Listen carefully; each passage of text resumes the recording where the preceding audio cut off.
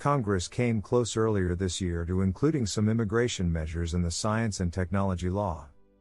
The House's version included provisions that would have created a startup visa program and eased the visa process for foreign citizens with high-level science degrees, but they did not survive negotiations with the Senate over the scope of the bill. Visit us at Swat&Vee channel with your questions to see how best we can help you out your process. Please don't forget to subscribe if you're new to the channel. Now let's get into the video and find out what's new in U.S. immigration. Policy leaders in big tech have revved up a push for Congress to pass immigration changes before the end of the year, with a pitch aligning those policies to the national security concerns that sparked a recently enacted science and technology funding law. Tech leaders say they hope to persuade Congress to follow up the law passed 3 months ago, which aims to reinvest in domestic semiconductor manufacturing and scientific research, with measures to draw the foreign talent to U.S. businesses that they say is needed to make that happen. Concerns about high migration levels at the U.S.-Mexico border have overwhelmed discussions about immigration legislation this Congress, including revisions to key employment-based immigration programs for foreign professionals with advanced degrees. But the tech sector hopes to connect the issue with the stated goals of the law, known as the CHIPS and Science Act, to bring semiconductor manufacturing back to American shores and better compete with foreign rivals like China. These proposals could be tacked onto broader, must-pass bills in the period after the midterm elections, such as the fiscal 2023 annual spending package or defense policy bill. With less than 2 months left in the legislative session, and a perennial stalemate on immigration bills, the window of opportunity is quickly closing for any immigration changes. Tech leaders also face an uphill battle to get these changes into law.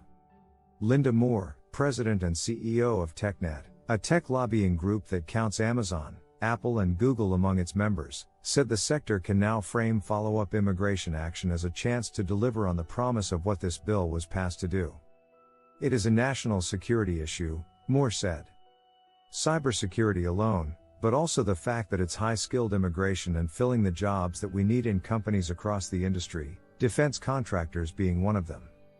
Several Republican senators initially signaled openness to House-passed immigration provisions in the CHIPS and Science Act, once the bill moved to the other side of the Capitol.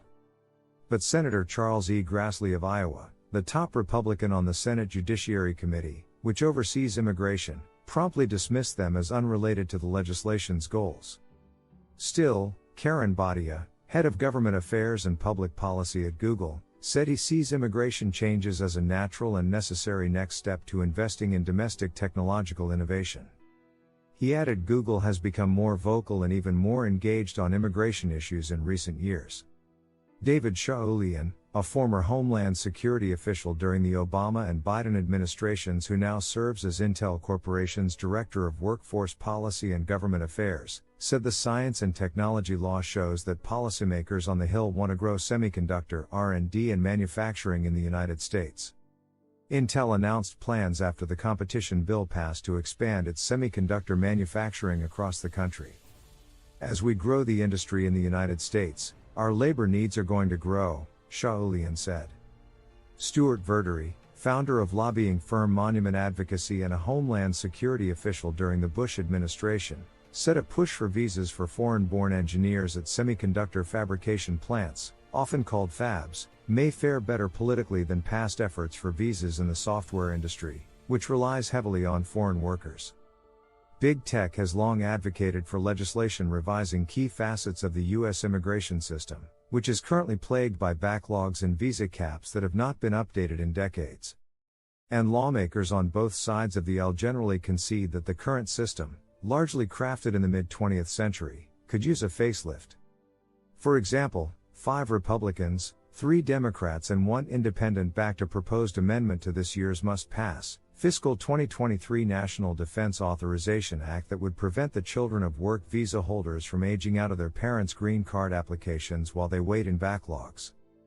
But congressional Republicans consistently link immigration proposals, even those related to measures that could help businesses, to challenges at the U.S.-Mexico border. The Democratic Party has also grown more wary of immigration changes championed by big tech, as members have grown friendlier to unions that have historically cautioned against expanding temporary visa programs that could displace U.S. workers. Faraz Khan, legislative director of the International Federation of Professional and Technical Engineers, a union of tech workers, questioned employer claims that the U.S. is facing severe labor shortages and said he would like to see improved government data on the labor market.